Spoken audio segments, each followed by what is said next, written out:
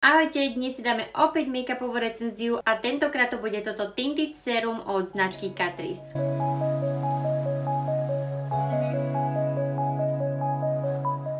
Make-up s tekutou textúrou pleťového séra, má 24-hodinový hydratačný účinok, je s obsahom vitamínu E a kyseliny hyaluronovej, má budovateľné, ľahké až stredné krytie. Ja mám odtieň 010N. Ja mám zmiešaný typ pokožky, preto som si ako podkladovú bázu dala túto striebornú od Farmacy. Je vhodná na masívší typ pokožky, pekne vám stiahne pory a vyhladí pleť. Tiež je dobré, keď si dáte bázu pod make-up, tak nechať ju chvíľku pôsobiť na tej pleti. Tento make-up má 30 ml, páči sa mi balenie, že to má takúto pipetku a tiež sa mi páči, že to balenie je sklenené. Podkladovú bázu som si nechala chvíľku pôsobiť a teraz si myslím, že už môžeme nanášať make-up.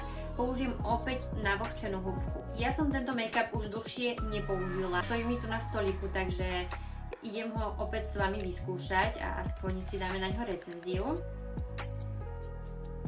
Ideme si pozrieť to krytie. Má ľahké zloženie, ktoré sa dobre roztíra. Takto to vyzerá polka tváre.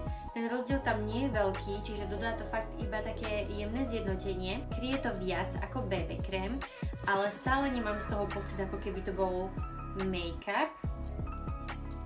Teraz si skúsim dať na túto vyrážku. Tá pleť je taká zjednotená, veľmi jemná, toho krytie je slabšie. Idem si spraviť aj druhú polku. Nechám si ho teraz chvíľku pôsobiť a potom ho vyskúšam aj v kombinácii s inými produktami. Teraz sa ideme pozrieť, ako bude reagovať s tekutým produktom. Ja opäť použijem túto moju obľúbenú kontúrovaciu tyčinku. Použijem na to húbku, ktorú som si dávala na make-up a ideme si trošku zvýrazniť túto kontúry. A všetko sa tak pekne prispôsobilo a spojilo. Skoro neviditeľné, ale je to tam. A to je podľa mňa aj cieľ make-upovania. Nemať proste na sebe tie produkty dané tak, že je to vidno, že tuto máte riadnu čiaru, ale všetko by malo spolu byť také ako keby rozblendované. Kontúry sa pekne prispôsobili tomu make-upu a celé je to iba také, ako keby som tam naozaj mala len taký tieň. Vyskúšame si na to dať ešte farbu na líčka, opäť to bude táto krásna marhulková. Má iba taký jemný budovateľný efekt. Mne sa páči inak tento tienik ešte aj takto na očiach. Je to taký jemný peachy make-up a s celou pleťovkou to bude tak pekne spolu ladiť. Teraz to ideme celé zafixovať týmto fixátorom.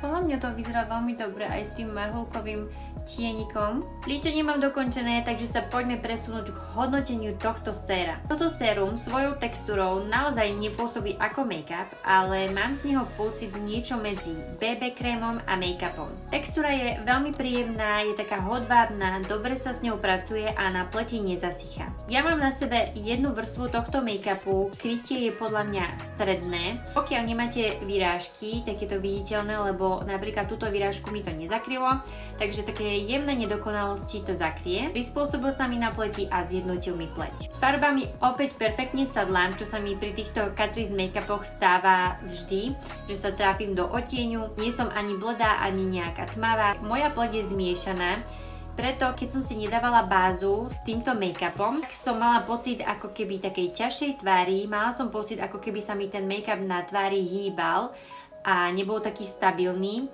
Tiež sa mi to veľmi otieralo. Ak máte zmiešanú pleť, tak vám ho odporúčam používať s dobrou podkladovou bázou. Takže dobrá podkladová báza pre váš typ pleti je základ. Teraz s tou bázou mám pocit, že ten make-up je ako keby taký hydratačný, ale stále to nie je nejaká masnota. Tento make-up je podľa mňa vhodný na suchú pleť. Musím ešte dodať, že nevidím, že by mi zvýrazňoval vrásky.